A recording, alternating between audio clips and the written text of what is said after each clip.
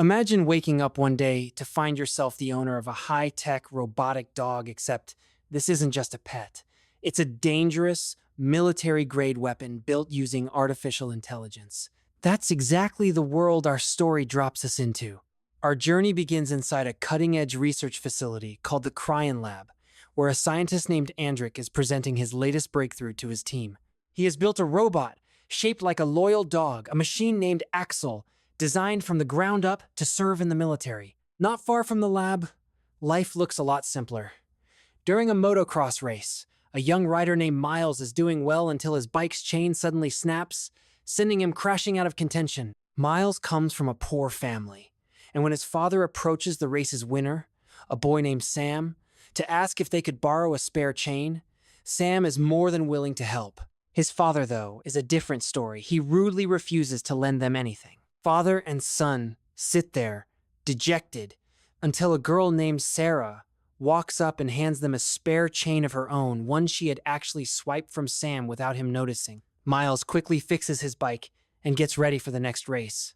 This time, the competition between Miles and Sam is fierce, back and forth the whole way, but in the end, Sam manages to pull off a win at the very last second. Afterward, instead of gloating, Sam congratulates Miles and even invites him to a party that night. Miles is reluctant at first, but for his father's sake, he agrees to go. Meanwhile, back at the lab, something has gone very wrong. The robotic dog, Axel, has escaped. Andrik immediately sends out a search team, but by the time they mobilize, Axel has already made his way close to the city. At Sam's party, things take a turn Miles doesn't appreciate. Sam drives his friends out to an open lot and recklessly sets an old, broken-down car on fire, laughing as his friends film the whole stunt on their phones. Miles isn't impressed by any of this and quietly walks away, wandering into another part of the property where a row of beautiful, expensive motorcycles are parked. It's there that Sarah finds him, and the two end up sitting together for a long while, talking. The next morning, Miles tells his father everything that happened the night before, admitting that if he had access to resources like Sam's, he could easily become a national champion himself. At the lab, Andrik sits down for a meeting with Captain Weber, who makes it clear he wants to see the finished version of Axel very soon. Internally, Andrik is panicking. His prize creation is missing, and he has nothing to show. Not long after, Sam invites Miles to a dirt bike race. But the night before, Sam's crew distracts Miles just long enough to sabotage his bike, tampering with the fuel tank. Sure enough, only a few minutes into the race, Miles's bike sputters and dies, sending him crashing to the ground. Instead of helping, Sam and his friends film the wipeout to mock him later, then abandon him right there on the track. Alone, Miles drains what's left in the tank and pours in fresh fuel, but the bike still won't start. That's when he hears strange noises coming from an empty container nearby.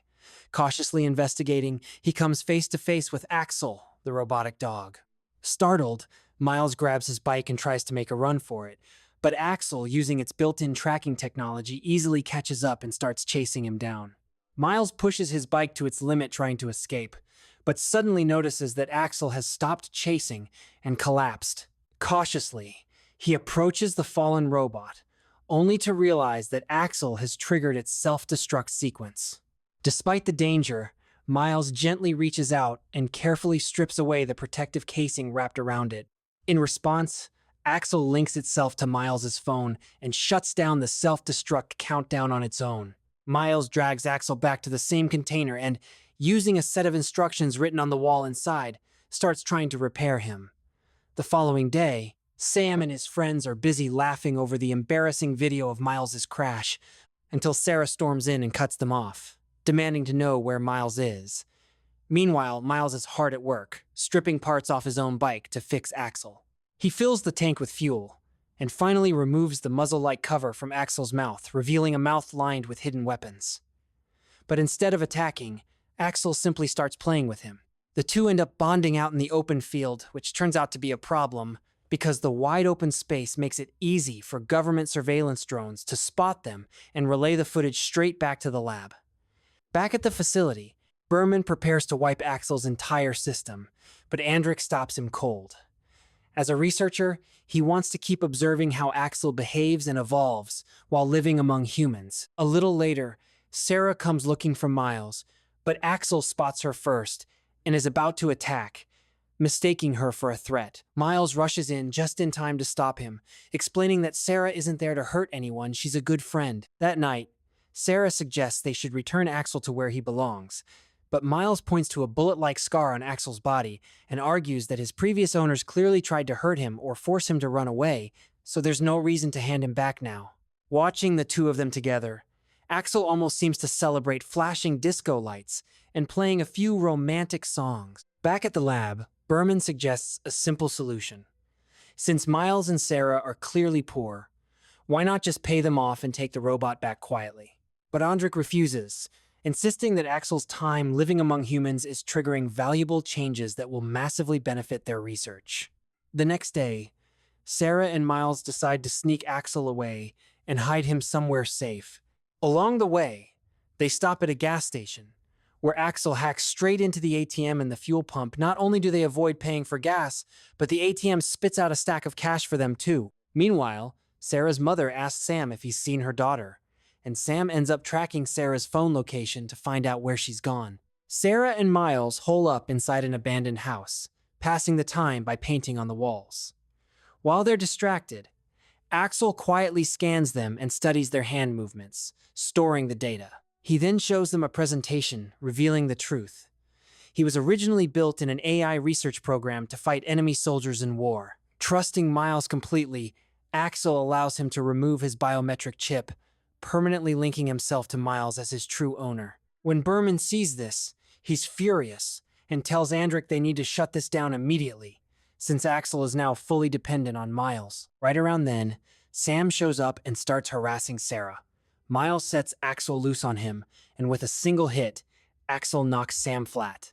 He's about to go further when Miles steps in and calls him off. Watching Axel obey Miles' every command, Andrik is thrilled, but Berman is deeply unsettled by what he's seeing. After they leave, Sarah turns on Miles, furious, because her mother works for Sam's family and this whole mess could cost her mother's job. She insists they get advice from someone older and wiser, so the two of them leave Axel behind and head over to talk to Miles' father. That night, Sam and his friends decide to get their revenge for the earlier humiliation. Axel could have easily wiped them all out, but per Miles' earlier orders, he holds back and doesn't attack. Determined to get back at Axel anyway, Sam douses the ground in gasoline and sets it ablaze, while one of his friends live streams the entire scene on social media. Back at Miles' house, his father insists it's time to hand Axel back over to the military. Just then, Sarah catches Sam's live stream on her phone. She and Miles race off to reach Axel as fast as they can, but in their rush, they leave the biometric sensor behind at home. At the lab, the two scientists watch the unfolding chaos on their monitors, powerless to do anything about it. By the time Sarah and Miles finally reach Axel, it's already very late. Somehow, they manage to wake him up, load him onto a truck, and rush him to a 3D printing facility, where they design and print replacement parts and fit them onto his damaged body. Once repairs are complete, Axel's system flashes a message. The hardware has been restored, but the internal system will need 2.5 hours to fully reset. While they wait, Sarah and Miles find themselves growing closer than ever after all. Stuck there with nothing else to do, what else were they going to talk about? The moment Axel's system powers back on, Andrik is able to pinpoint their exact location and sends a squad of government agents to capture them. But just as the agents move to muzzle him again, Axel's system reactivates in full, and he strikes back instantly. All of his memories flood back at once, and with them, his burning need to settle the score with Sam. He takes off running straight for Sam's location, with Sarah and Miles chasing close behind. Axel tracks Sam down at a spot where he's showing off for a crowd, doing burnout stunts with his friends. The moment people spot Axel, the crowd scatters in every direction, but Axel isn't interested in anyone else. He's laser-focused on Sam. Sam tries to fend him off with a flamethrower, but at the worst possible moment, his fuel runs dry. Sarah and Miles arrive just in time and manage to pull Axel back from the brink. By then, Andrik's drones have also arrived on the scene, using electric shocks to finally subdue Axel. Right after that, an army officer steps in and takes Axel, Miles, and Sarah into custody. Back at the lab, Andrik presses Miles about the missing biometric sensor. Miles doesn't back down. He tells Andrik straight up that Axel has real feelings and deserves the freedom to live his own life. Andrik isn't in the mood for sentiment. He sets a trap around Sarah, warning that if Miles tries anything, Axel will be forced to attack her. But Sarah keeps her cool. She starts tracing the same design in the air, with her hands that she had once painted on the wall of that abandoned house. Axel recognizes the gesture. Instantly it clicks that this is his owner, his person. Seeing her held captive, he turns on Andrik and Berman, ready to attack. The two scientists panic and bolt out of the lab. They don't get far. Those soldiers arrest Andrik right there in the hallway, because Berman had already emailed the commanding officer, laying out everything Andrik had done. Inside the lab, Sarah calmly says her goodbyes to Axel, a simple bye, take care, and walks away. Miles, though, isn't ready to let go of his robotic best friend so easily. He decides to make a run for it with Axel rather than hand him over. In response, Commander Weber calls in the military to bring Axel down for good. As they flee toward the edge of the city, Miles takes a hard fall off his bike. Axel scans him and discovers his arm is broken, and immediately tries to help, but Miles orders him to keep running without him. The drones catch up again and start powering him down just like before. This time, though, Axel makes a choice of his own. He carries himself to a safe distance, and Mermi Chemerly triggers his self-destruct sequence.